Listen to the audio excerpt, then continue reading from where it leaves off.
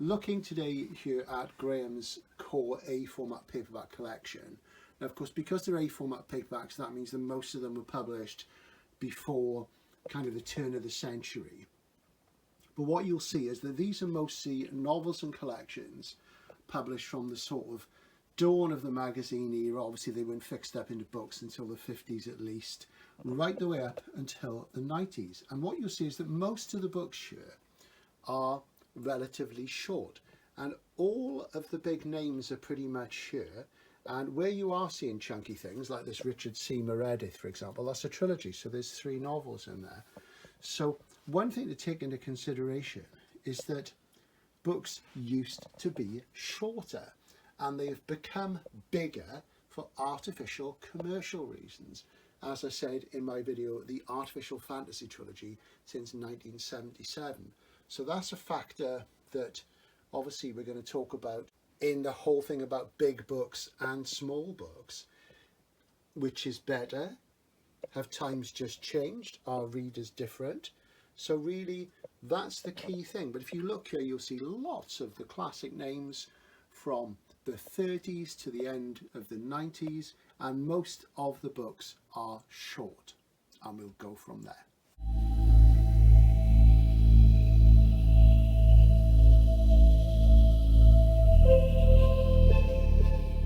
It was with like a minor author like Samuel Delany or something. Yeah. But I looked up in the SF Encyclopedia, and it actually gets really good. Oh, right, okay. You know, he said that this guy is very, very readable. He said they remain eminently readable. Well, yes. Oh, sorry. Here we are. God, we're on. We're on. Yeah. So, what are the ground rules? 2 grumpy old men discuss SF, episode really 2. Small. That's because I'm hugely fat and about 6 feet taller than you. Like a little kind of you sort of doing it. wizened And you want to wear the cyberpunk shades? Yeah, try them on. Yeah. So here we are again. And what are the rules? No swearing. No unpleasant comments about other YouTubers. See, I have to cut that bit out now, so it's just shocking. And they always cut out all the rest and just leave these. The swear words in. Yeah. Are there more lights in here? They don't work. They don't work. Okay. Well, it'll be okay. We are shooting in high def, but not in 4K today, because the new camera takes forever, and we're just going to talk, and it'll go on and on and on, and you'll get fed up probably. But I already am. Yeah, I'm not surprised. Not even begun. So today we're going to address the question of science fiction. Big books, are long books better or worse than short books? And of course it's all entirely subjective, so we'll see. I tell you what, dear boy, we've got this ticking away here. Can we it might be a bit distracting, the passing of time. Can we take that away? While he does that, I'm going to show you a few bits and pieces which Graham has pulled out, obscurities, and a few sort of little threads which have come up. Science fiction novels with dinosaurs on the cover. We do like to do that now and again. And here's Charles G. Finney, author of The Circus of Dr. Lau, which is in all the reference books, isn't it? It's in all the reference books. Yeah. Have you read it? No. I have, but I can't remember much about it. Yeah. And this is The Unholy City. It's got a dinosaur on the cover. So purely because it's got a dinosaur on the cover, and it's panther. Fantastic. We'll go with that. Also, a while ago, I did sort of top 10 science fiction novels to read in the winter. And as soon as I finished, Graham berated me. You berated me, didn't you? Yes. Yeah. For not including all sorts of other things. Yeah. So we just picked out a couple more. There's that Maggie G one, wasn't there? Yeah, very much so. Yeah, which is a mainstream sort of novel. There's this one, Iceman, by Cynthia Felice, or Cynthia Fellis, and which is from 1991. It's got a remainder punch in there. Either that or you shot it with a small bore. Yeah. What was that joke from Rachel Penn? Small bores get smaller every day, or something like that, wasn't it? So there's that. So there's one. There's an Ice Age one. And what have we got here? The Sixth Winter by Douglas Orgill and John Gribbin. Now, I have to confess, I don't know this. Well, I suspect it was marketed it as a mainstream kind of because John Gribbin thriller type thing. Yeah. But they are science fiction. Well, because John Gribbin's a scientist, and he did a book with Marcus Chum, didn't he? And he's done a couple of SF things. And this looks like early 80s. Yeah, it's a catastrophe novel, but it's kind of like a techno thriller one, isn't it? I suppose. 1979 from Bodley Head. I've never seen that. I would pick that up. John Gribbin's book on quantum physics is fantastic, really good. So there you go. So there's a couple of those, and this is another one, perhaps. That is. This is very handsome. It's published by John Murray. Do you remember I said before how British publishers used to seem, everybody would do a little bit of SF now and again. John Murray, I never associate, I don't know if I've got any John Murray SF. Here's one. This is The Moving Snow by Ian Weekly. Yeah. So he's produced a book every 7 days. So Ian Weekly, that's a cracking jacket, that, isn't that nice? And I have seen this in your collection numerous times. And so set in 1989, cover by Chris Foss, which is where I know the cover from. I think that's in the Chris Foss book. 1974, look at that, fantastic. Beautiful Demi. So there's a few wintry things for you.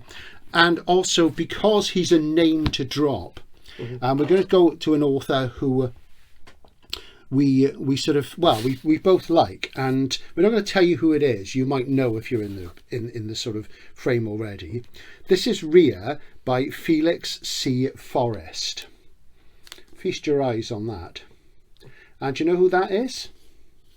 Very, very nice, isn't it? Tell them who it is. It's Cordwainer Smith. Cordwainer Smith. There you go. Okay. So very uncommon, this, I imagine. That's really fantastic. Look at that. And is this sort of... This obviously is a reissue, isn't it? Dwin's Publishing, whoever they are. First edition in 40 years. And this dates from 87. So there you go. Because he did those other things before he did his stories. And very nice. Look at that. Guilt. Excellent.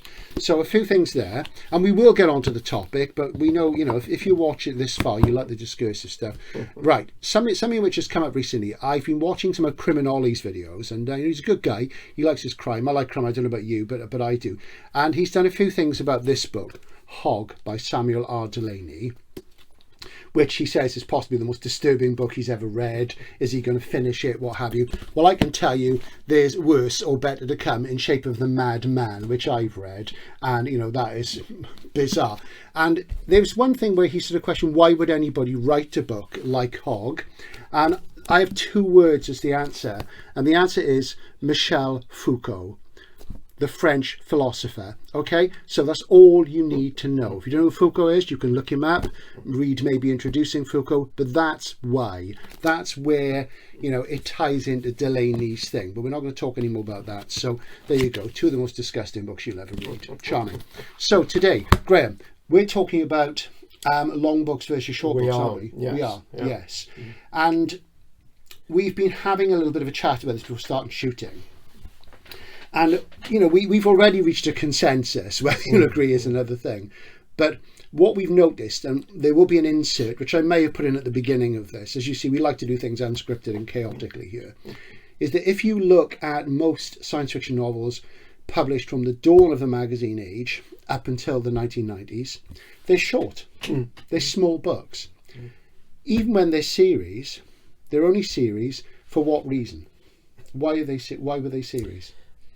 Well, some of them are to capitalise on a successful original story. Some are basically longer stories spread over. Yeah. Like Gene Wolfe and like the Heliconia books by Brian Aldiss. Speaking of Gene Wolfe, the Book of the New Sun, I think when he wrote it as a single book. I would say, yeah. That's the thing. It reads like it. Yeah.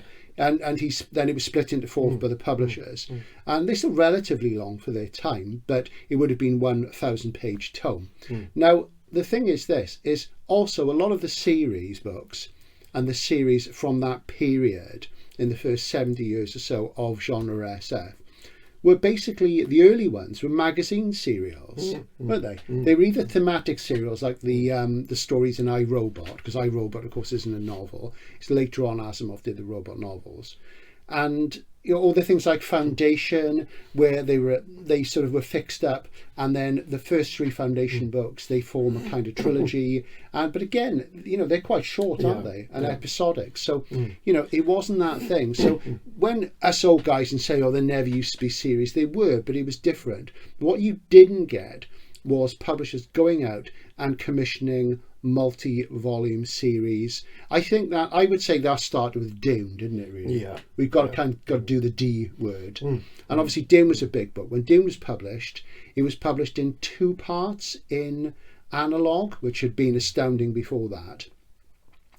And I think at the time it was published, it was the longest genre SF novel ever written.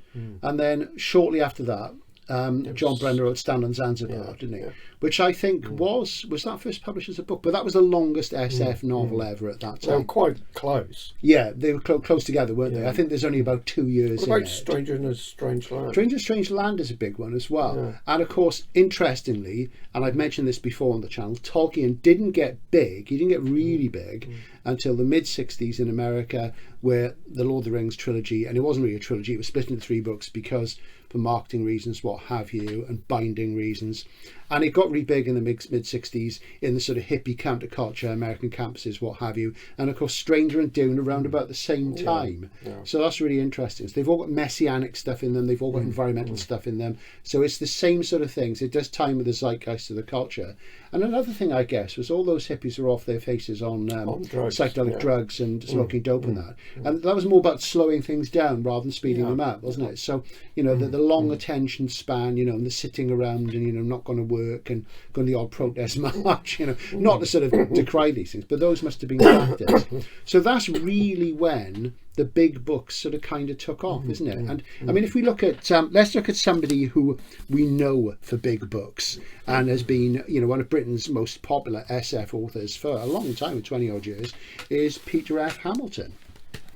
This is a typical Hamilton tone with a wonderful Jim Burns jacket, The Naked God. Gosh, this is really heavy. It's astonishing. It's huge. Yeah. It's funny, when I'm in work, customers say to me, I won't buy hardback, it's too heavy to read in bed. And I say to them, oh, it's just a habit, you get used to it. But I have to say, this is huge. And let's see, this is £20. And it's signed by Peter as well. Look at that sign for that. 1999, and this was 20 quid in 1999. If you think that a novel this size would cost 20 quid now, it shows you how little hardcover fiction has gone up. So it's maintained its price well. But the point is, this is a very large book. Over 1,000 pages. Over 1,000 pages. In fact, it's near to 1,200. Absolutely huge. Now, of course, people either love Peter's stuff, and he has a legion of fans, huge bestseller. So, you know, he obviously has a lot of fealty out there. But there are some of us who think that his books are too long. Now, here's an earlier one, Second Chance at Eden. Very nice again. And I guess that looks like, is that a Burns as well? I would have thought so. Yeah, it looks like a Burns at a glance, but there we go. And that obviously is a good bit smaller. Now, this is about his third book, is that right? No, it's later on, isn't it? This is a late slim one. This is from 98, so it's a year before The Naked God. Yeah, so it's amazing to think you go from that to that. And this is a mere 430 and it's larger pages. print as well. And it's larger print, so it's a mere 430 pages. But if you look at his earliest books, which I know you've read, haven't you? I have read some. Which are it's the Greg Mandel novels, Mindstar Rising, Quantum Murder, Nanoflower. Those are much shorter. They're more like about 250, 300 pages. So they get bigger in the telling, as it were. So, you know, the thing is people love the big stuff. And I think Matt at Book Pilled, I think he read The Reality Dysfunction, or there was, and people were saying, wait till you get to chapter 17. And I was thinking, you shouldn't have to wait to get to chapter 17. It should be every chapter. That's the good chapter. That's the good chapter. You've got to fight your way through the rest. Well, what's that Eon by Greg Bear? No, it wasn't. It was a Peter F. Hamilton. So very beautiful stuff. Look at that, lovely. And the thing is people do like this sort of stuff, and they like it big. But it's a new thing. It's not a new thing. It's a new-ish thing. I mean, when you and I started reading SF, I mean, I started at the very end of the 60s, and I sort of gradually accelerated through the 70s. And then, you know, in the 80s, we were both reading loads and loads of it. But big books are the exception rather than the rule. Dune. I mean, we go back to the D word. Of course, there were lots of sequels to Dune. Now, the second Dune book is Dune Messiah, isn't it? A very short. Which is very short. And then Children of Dune is kind of medium length. It's about 300, 350 pages. So, you know, they're not immediately that big. Then there's quite a gap, and then the latter three are big books, aren't they? Funny thing is, a lot of people who did write longer books, like Frank Herbert, like John Brunner, those longer books were very much the minority. I mean, if you if you counted all John Brunner's books, there's like 3 or 4 longer books, like Stands on Zanzibar, Shockwave Rider, and Sheep Look Up, Jagged Orbit. But there's probably 30 much shorter books. Little door books, things like that. They're sort of much shorter. Books like The Productions of Time is really short. And as you say, if you build up, I've been thinking recently about my Brunner library and do I want more? And the answer is probably yes. But having read all the big ones, and it's interesting, the big ones with Brunner are the ones which generally have the acclaim, aren't they? Yeah. Because most of the shorter ones are formulaic space operas, very good ones. But you could say the same about Heinlein. Yeah. Big books people talk about. Yeah, very much Same so. with Frank Herbert. And if we, Delany as well. Yeah. Again, he wrote a few the big early books. Yeah. And then loads of other short ones. Yeah. So you see that thing. So there's a certain thing between critical cachet and commercial success and big books, which starts to happen in the 60s. I mean, if you take Alfred Bester, when Tiger, The Stars for Destination came out, and it was hugely acclaimed, won lots of awards and stuff, they weren't sequels to these things. They were in there, they were hard and fast, and they started with the old Novum, the paradigm shift, the conceptual breakthrough at the end, which is particularly good in Tiger, and you had that thing about creating a world, exploring it. The central character goes on a Hegira journey through that world, and at the end there's a revelation or two which changes the world or the universe again. And that sort of really, to me, is the essence of what SF is. And that's part of my problem with series things. I don't always want familiarity as much as one loves things, and yet at the same time there are series books we love. There's no doubt about that, or authored voices we like. So yes, you show that you see that round about by the 90s, this had become the norm. And you can look at most SF novels up until then, and this would have been a long SF novel for anything up to the mid-90s. So let's talk about a few people who have done big books. And I mean, let's go back to something now. You and I will remember this coming out, which was late 80s. And this was a book at the time that we generally, I think most of us in SF, we thought this book was huge, in many senses, but we thought it was a big book. And that's Neverness by David Zindel, who I'm friendly with on social media. He's a heck of a nice guy, actually. And Neverness, and you really enjoyed this, didn't you? Yeah. I thought it was a great book. Yeah. I'd probably call it a classic. Modern classic. Yeah, and it's kind of neglected now, isn't it, really? Yeah. Well, at the time it was getting rave reviews. It was. Across the board. Yeah. But I like so many other authors, he just seems to have fallen off the radar. Yeah, 1988, and this did make a big splash. Yeah. And I've got an A format paperback, which feels huge. It feels about the same size. It's just as thick, I think. But this, of course, is a royal hardcover. Very beautiful. Most of his the books that followed that are beggars or bigger. Yes, yeah.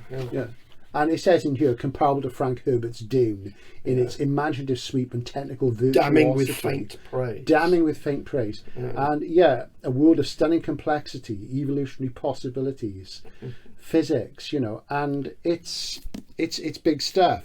And it's lots of trad sort of ideas and things in there, but this was a big splash. But we thought this was a big book. So let's compare it to Second Chance at Eden. And as you see, Second Chance at Eden, which is a shorter Hamilton, is actually bigger than it. So there you go. But you do see this starting to happen more in the 90s. And it's interesting thinking of, one of the people I think of when you and I first worked together, and we were both reading Locus regularly. This was the early 90s, and we were buying and reading lots of SF still.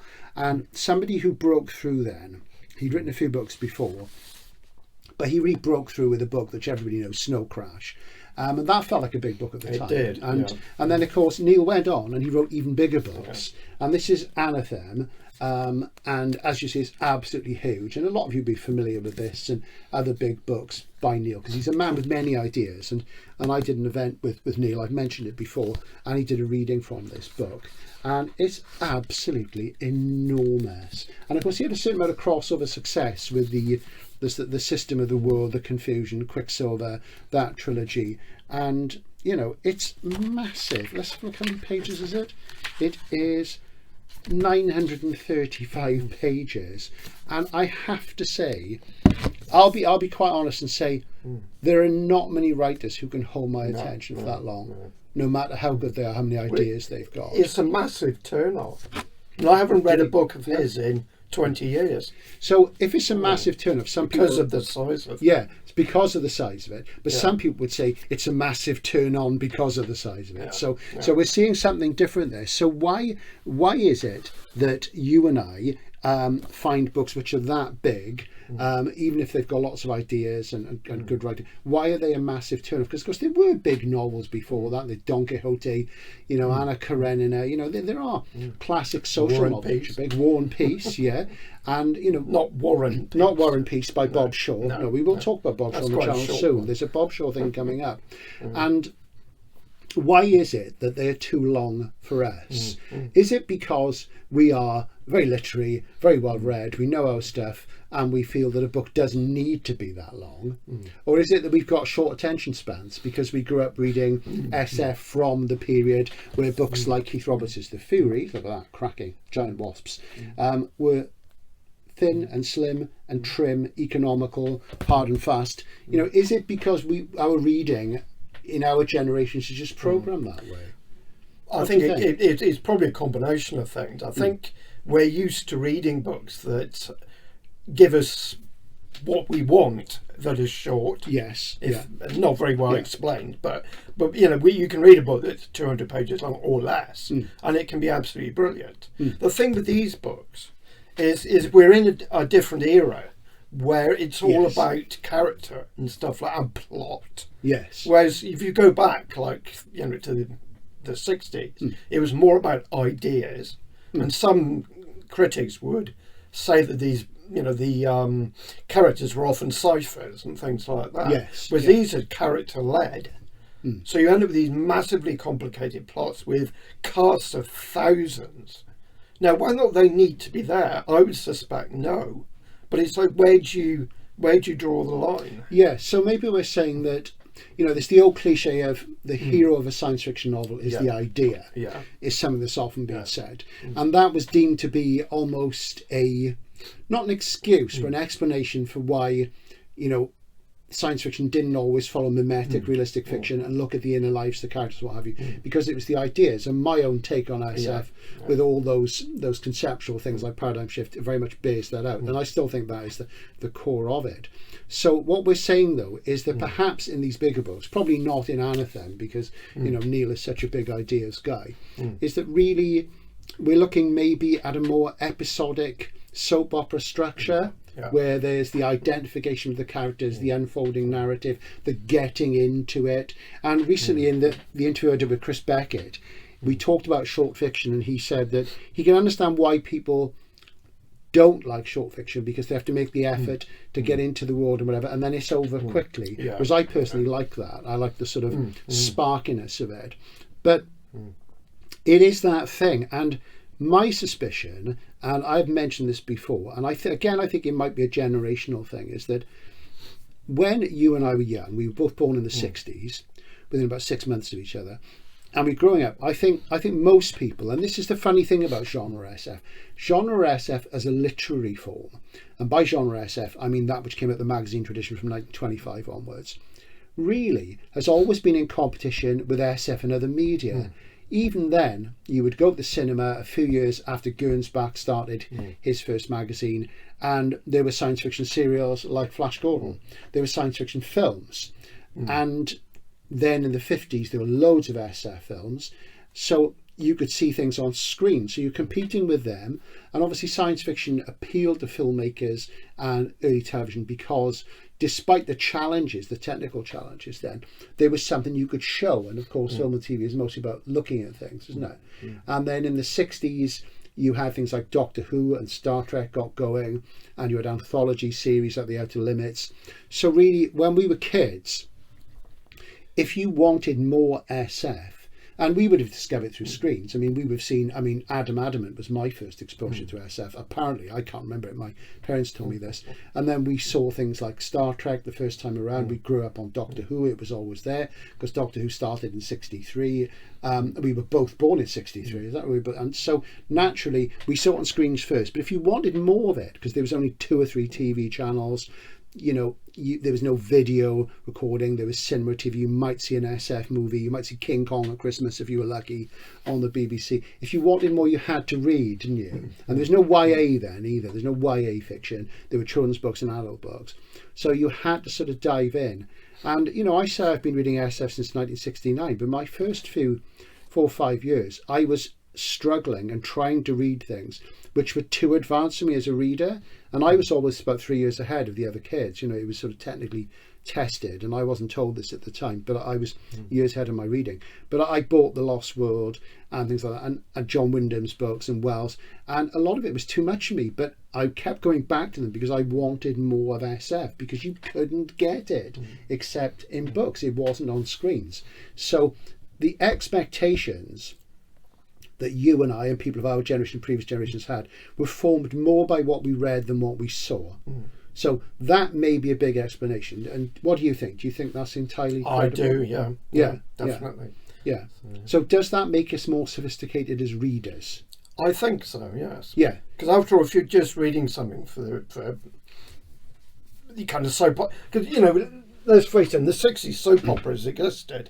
Yes. I know a lot of people think they didn't come until later, but they did. They were around in the 60s. Yeah, very much so, yeah. But we never watched them. No, exactly. Because they had nothing to do with us. Yeah, they weren't for kids, yeah. But people seem to think now that you want to read science fiction and have your soap opera experience at the same time. Because when I was a kid, soap operas were things like Crossroads and Coronation Street. Yeah. And Coronation Street was for old people. The characters were old people. There weren't young people in it, and we weren't interested in it. We were doing other things. So there is that element. But also, you've got to take into account writing. Now, not all writing for television and film is bad. No. Let's say that. There is some good writing for television and film. In television the last 20 years, and we're mostly talking about streaming stuff here, has improved no end. The TV series is probably the most important contemporary art forms. And films, there's lots of good films out there, and cinema, I think, still has lots it can do that it hasn't done yet. So you can have good writing, but of course watching something and listening to it is different to reading it, isn't it? Reading is a more creative thing where you have to fire the arrow of intention and you have to engage with it and make an effort. So it can be rewarding, more rewarding, or rewarding in a different way. So maybe it is just a generational thing. How can we judge it? People from younger generations who like bigger books, maybe with a more sort of soap opera structure. And I'll tell you an interesting one. A few years ago, I read Children of Time by Adrian Tchaikovsky, which is a really popular book. And obviously, Adrian has had huge success. And I sell tons of it. I know you haven't read it, but it's funny because a big part of it is like pantropy, like James Blish, like the Seedling Stars, where planets are seeded with life. And there's this one world where this spider intelligence sort of grows up. And people love the spiders. And they talk about Adrian doing this evolutionary SF, where he focuses on evolution and stuff. And they think it's new. It's not, of course. I mean, there's elements of it in all sorts of things. Night of Qatar by Gary Kilworth, I think, is one which I would cite. And it's interesting because people love the spiders, and the spiders are characters and people root for them, things. But there is a main sort of central human character, and the two threads go together. He's on a starship and what have you. And I just enjoy the human character more. Maybe that's my limitation. Not that I'm particularly afraid of spiders. I don't like big ones, but there you go. Who does? So, is it that thing? And I found I was looking forward to the part which is about the human beings, which was more sort of soap opera than the actual more SF sort of part. So it was an interesting experience. It made me reflect on that. And of course, there's 2 sequels, which you haven't heard so much about. And you get this thing, I get this feeling more and more. And it's entirely from my work where people buy sequels. And we're not talking about fantasy now, it's a different thing. We're talking about SF, where you tend to get diminishing returns. And you very rarely hear SF readers very rarely say to me, volume 2 is miles better than volume 1. Volume 3 is much better. You don't actually hear that very much. And I think there's exceptions. An exception I would name is William Gibson's Blue Ant trilogy. But really, they're different characters. It's just vaguely the same situation. And I think the second and third volumes are better than the first one. But maybe for different reasons. So the writing is slightly different. But maybe that is it. Maybe it's the fact that big books are to do with when you grew up and how you grew up on SF. and maybe that's the thing. So we've both said as well that we struggle with books which are big simply because they're big, and maybe that's the part where maybe we've been programmed. Yeah. So let's talk about somebody who I know you like, and I've read as well. The thing is, when you're reading a shorter book, if you don't particularly like the book, you can finish it.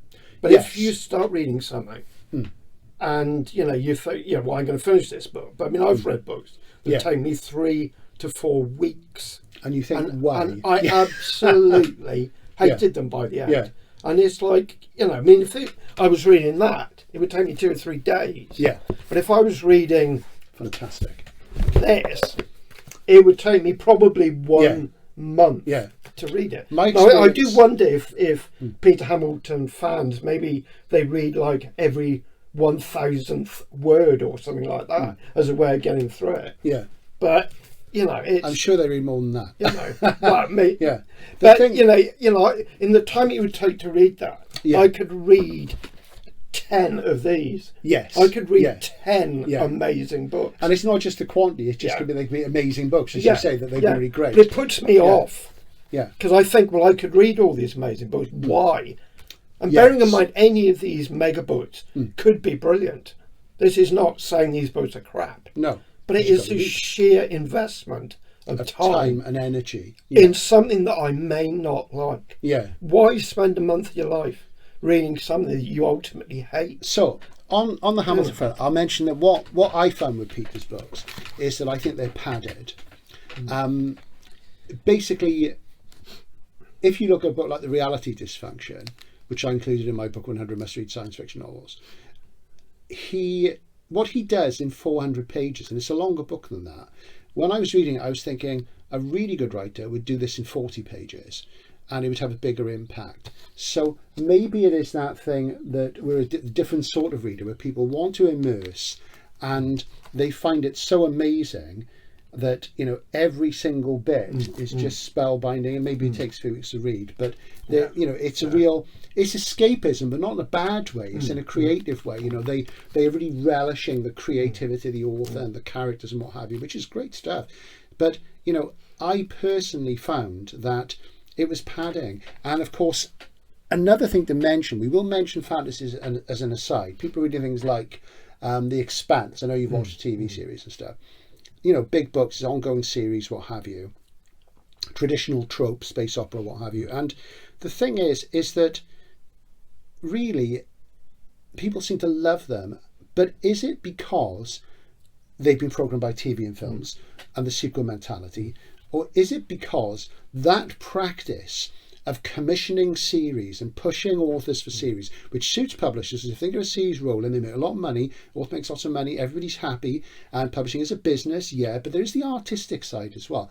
Is it just that that's come over from fantasy? If you remember what I've said about high fantasy and sword and sorcery, how that they weren't all these big Tolkien-esque tomes before the late 70s. There are a few sort of early things early in the century. Edison, Cabell wrote a 20-volume series, but they're exceptions. They're mostly short magazine fix-ups. So was it just that publishers, when they cottoned on to that and they started pumping up these fantasy series, and you had Brooks, Eddings, Donaldson, Feist, all these people came out. Terry Pratchett's books are pretty short, mind. They're a different sort of thing, because they're fundamentally humour books, first of all, satirical books. There is that thing where it's spread into SF, isn't it? But also at the same time, there are fewer writers who write full-blown fantasy and full-blown SF. Adrian Tchaikovsky is a notable example. So let's talk about a big book by somebody you really like, whom I have read and probably haven't read enough, and that's River of Gods by Ian MacDonald. Look at that, isn't that beautiful? Absolutely gorgeous. Simon & Schuster, lovely. And August the 15th, 2047, Happy Birthday India. So it's 100th anniversary of the partition. This is a large tome. Have you read this one? No. So he hasn't read that one. No. And it's a big book. That's interesting, because you're quite passionate about stuff as well. Yeah. And you love stuff about India as well, don't you? You've read loads and loads and loads. It's one of your things. And this is 2004. Wow. And it's 583 pages long, and page 583 is a soundtrack. So it basically, let's see, what does it do? Does it tell you? It says it's a soundtrack. It looks like a glossary. 583. Oh yeah, and it mentions a load of artists who are mentioned in the book. Talvin Singh, surprise, surprise, Black Star Liner, Blue Nile, Boards of Canada, Future Side of London, Gold Frapp. So, you know, so the musicians he likes gets a credit as well. And, you know, you and I have both read him, and you're a bigger fan than me. What was the one about the large, how can I put it, entity that sort of, was that the one set in Africa? Chaga? Yeah. And it sort of flows out, and it's a blood music type thing. Yeah. And Chaga, Chindi or something. Yeah. And there's like a short version of that, and there's a novel length version, isn't there? I've read the short version. And you know, he's got a huge following, and you know, he's very highly rated, and he was from the very beginning. But it's a big book, and even though I must say it looks fantastic, and he can write really well, obviously, but I don't know whether I would dive into that. But I would have to sort of take a deep breath and think, you know, you need to, this is a sort of book, if I read a big book like this, I need to do it in 100-page chunks. I need to do it in about 4 or 5 sittings and put the commitment in. But and it's sometimes more difficult to get back into a big book, isn't it? So that's that. So that's kind of beautiful. Well, I think the point is that I will read his other books. Yes, but that one I always put aside. That's at the not bottom of the because pile. I think it's going to be rubbish. Yeah, but because it's a big commitment. I'll have to stick with it for however long, and I don't know. Maybe it's a short attention span, which is not something you'd think an older person saying. Well, this is the interesting thing. I'm already thinking about what I'm going to read next, and what I'm going to read after that. Yeah, and I think, well, you know, I put these books aside to think I'll read them at some point in the future. Yeah, but if it was a shorter book, you'd probably have read it. I would probably read it. Well, I would have read it. Yeah, but the whole question for me is the aesthetic question of, does it need to be that long? Okay, so we can talk about taste, we can talk about formative things, we can talk about how we got into SF and how the media landscape has differed. I mean, somebody whose channel I watch, and she's subscribed to mine and makes comments now and again, is Robin at Bookends and Biscuits, who is early in her SF journey, and she is reading lots of contemporary stuff. And she talked the other day on her channel about how she, you know, wanted to finish series off and how she should wait until the entire series is published before you tackle it, because it's difficult to finish series otherwise. And of course, the fact is, if you keep buying them, they will keep writing them. They'll keep publishing them. Besides, people started saying to me back in the early 90s, oh, Stephen King's not as good as he used to be. And I should say, well, stop buying them and then he'll soon do something else. Because luckily for Stephen King, he's in all sorts of things, and he's equally comfortable in short lengths and long lengths and medium lengths. You know, he's compelled, he can do it, and he can tell a story and what have you. But there is that thing where if you keep buying, they'll keep producing. The series will go on and on and on and on. And, you know, it is nice to have a resolution now and again, don't you think? It is nice for things to finish. And to me, with fiction which is about speculation, all fiction is speculative, which is why I don't use the term speculative fiction. I think it's important to sort of emphasize the science part, that the fact that science fiction is about the philosophy of how science has changed our world. The thing for me is very much that, you know, we want to sort of see the ideas interact with the character development and what have you. Otherwise, you are just, I mean, somebody who I always berate is Becky Chambers, who's hugely popular. And I've read her books. And, you know, Philip K. Dick he came up with that thing and he said, space adventure fiction isn't science fiction. And it's basically because it doesn't have a novum, it doesn't have anything that turns you on your head or what have you.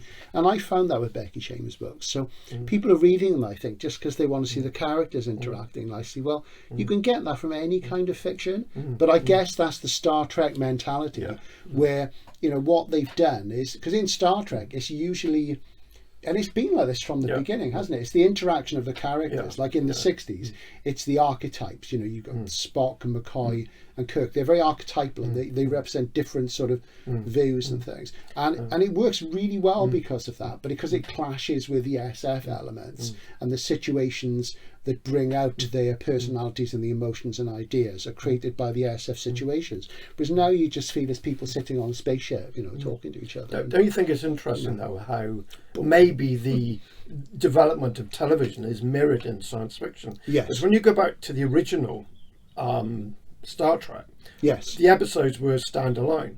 Yeah. Basically, they pressed the reset button at the end of it. Yeah.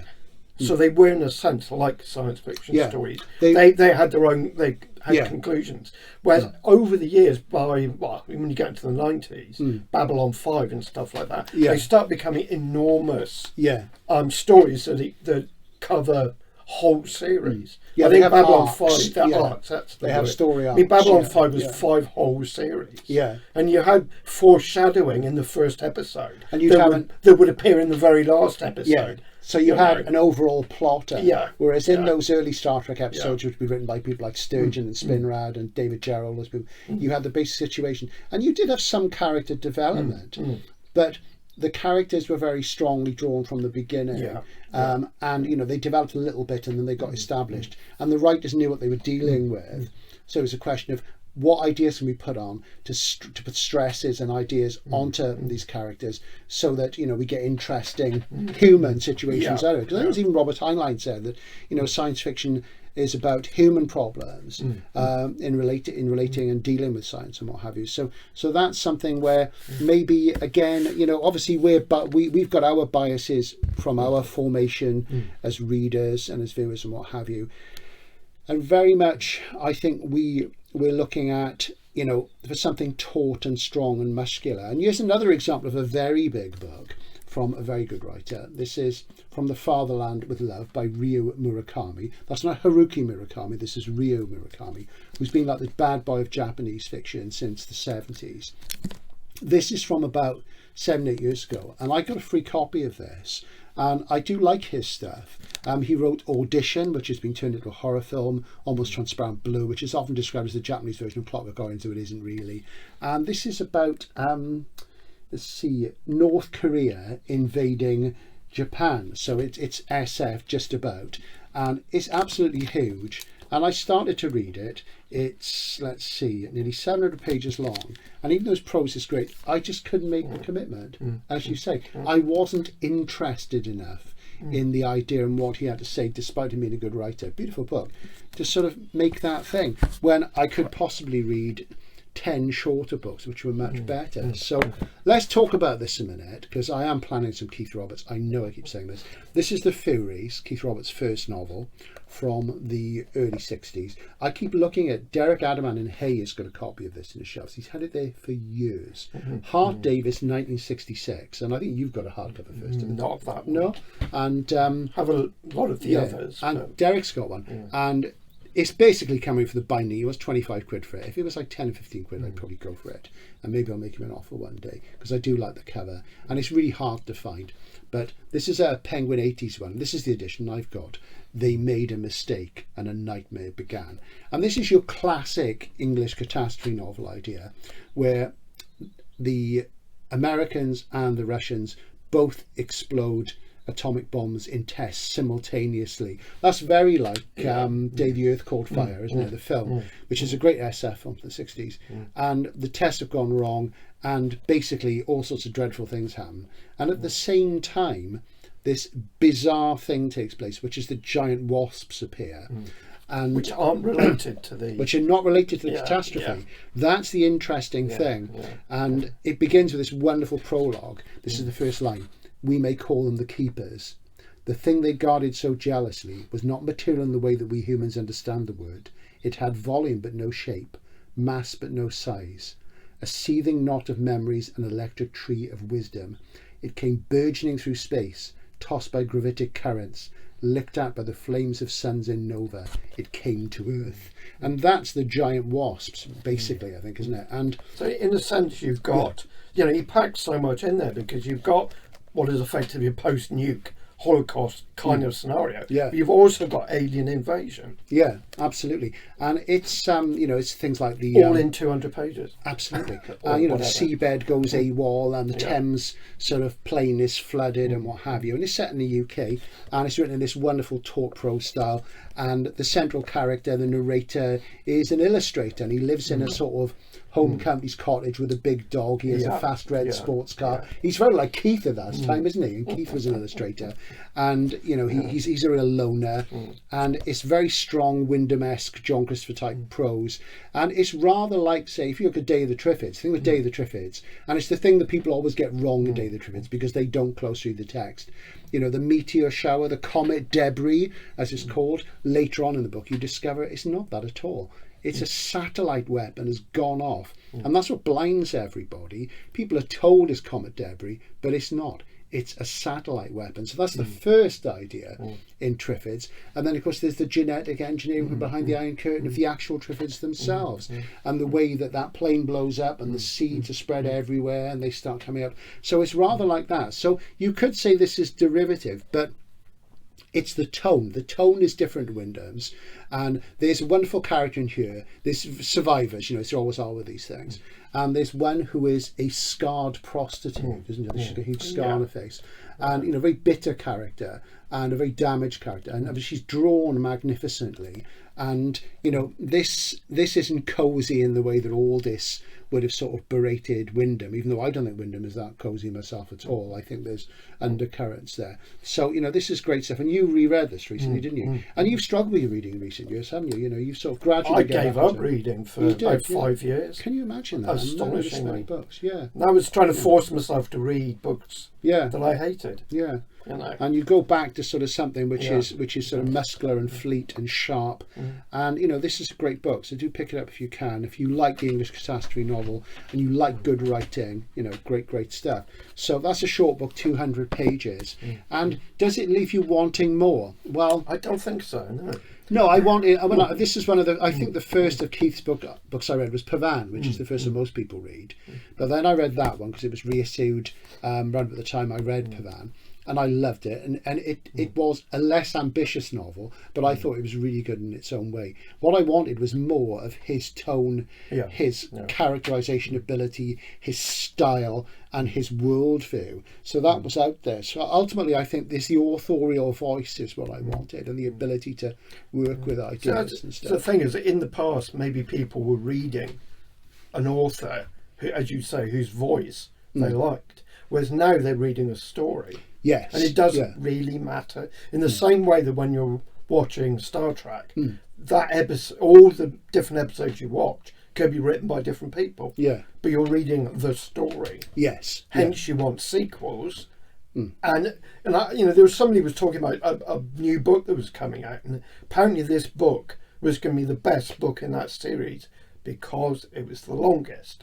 And it's like, is quantity of story, endless plot development, endless characterization, but no actual... I mean, we've all sat through films which are too long. We've sat through social events which are too long. We've endured shifts at work which are far too long. We've all had these things. There are often things in our life which we think go on, and yet it is interesting, isn't it? And it's that thing where we can't escape our subjectivity. We can't escape our upbringing and the culture and the milieu in which we rose and which we discovered ourselves and what have you. So there's always those things. But something that I found is, talking about the YouTubers again, Matt at Book Pill, who's a big friend of mine. Matt is mostly reading older stuff, and he doesn't like much recent stuff that he's read, and he does get a bit pilloried for a bit on his community page and stuff. People say, "Oh, you should read this, you should read that," but this is a guy who's read mainstream fiction as well. He's got quite good, sophisticated taste in that way as well, and it is interesting. Matt is 35. I'm 60 in a couple of months' time. And yet, we've got a commonality there. And it's also interesting if you look at Media Death Cult. Moy did this thing the other day about his books of shame. Did you see that? I saw that. Things he hasn't read. And, we've all got stuff we wish we'd read. You've got to remember that we come into a different stage before all this stuff. And naturally, you go in a bookshop, what have you, and you see what's there, what's popular. Well, to most people, this is normal. Yeah. As we were pointing out right at the beginning, you go back into the 60s, 70s and 80s, most books were short. Yes. Now, hardly any short books. Apart from reissues of great books from the past, there's almost nothing short. Yeah, the big published. book is the norm. It is the norm. I mean, I've said this before on the channel. People probably wonder why we're even questioning it. Yeah, this is the interesting thing. I mean, the average novel now published in the UK of any kind is 300 to 350 pages. And in most cases, it's 50 to 100 pages too long, in my opinion. But it's also, I know many people over the years who have done creative writing courses. And creative writing courses, they can't teach you how to write. They can only teach you what the market wants and how to aim for that when you're preparing your manuscript and what have you. So, you get this thing where publishers want books of a certain size because people want to get into them. They want value for money. I don't care how big it is. I want quality. So to me, it's about quality. So I think what we're coming down to the fact is that we generally believe, for whatever reasons, that big books are really of the same quality as more economically constructed books. And that's because the writing is more disciplined, more controlled, more focused, more innovative maybe, and that possibly the big book used to be the exception, and now it's the rule. The rules have changed, and that's publishing for you. And now you'd have real problems. I mean, people look at a small book like that now and they think it's a novella. It wouldn't get published. It probably wouldn't. No. If Keith was alive today, they'd be saying stick another 100 pages in. And not that they'd be talking to Keith because he was so difficult. But, it's that thing. And it's a great shame. And you think, this is where it's good there's small presses like New Con and PS who are still doing things like novellas. Yeah, but they are short, aren't they? They are short, yeah. They're doing things like novellas, what have you. And there's a small dedicated readership. Those of us who are buying short books because we like the authors and what have you. So people like, say, Adam Roberts. Adam's done quite a few short novellas and things. And, that's a common thing. And it's also a way authors build up their hardcore sort of fan thing. And it's very important. And short forms have always been the thing. So that's kind of big books, I guess. I think we've exhausted that. We've probably exhausted you. Hope you enjoyed it. Is there anything else to say? We are going to do something next time on... We're going to look at Graham's books, and we're going to talk about obscure books he's read, some of which I won't have read, which are great, according to the great man here himself. Isn't that right? So we're going to do that probably in about a month's time, maybe sooner. We'll see how it pans out. Thanks a lot, Graham, again, for guesting. Two grumpy old men discuss SF, another 50 minutes of nonsense. And, let us know what you think. Stick your sort of comments underneath. And as I say... Michel, or is it Mikhail? It's the French version of Michael, however you pronounce it. Michel, Foucault. Let's just call him Foucault. Foucault is the reason why. Right? If you understand what Foucault was doing, there's a book called Discipline and Punish. There's a book called The History of Sexuality. You look at Foucault. These books that Delany is doing, which confront these issues around sex and violence, not to say that Delany's not original. He is original. This is amazingly original. It's really quite... I'm not even going to go there. But... That's Foucault is the reason. That's why. So if you're picking up one of these, because Criminology has turned you on, I hope Criminology is going to read some Foucault if he hasn't already. And as somebody's interested in crime, you really should, because Foucault has interesting things to say about crime. So there you go. And I think we're done, aren't we? Yeah. Bye for now. We'll see you again soon. Cheers, guys. Bye.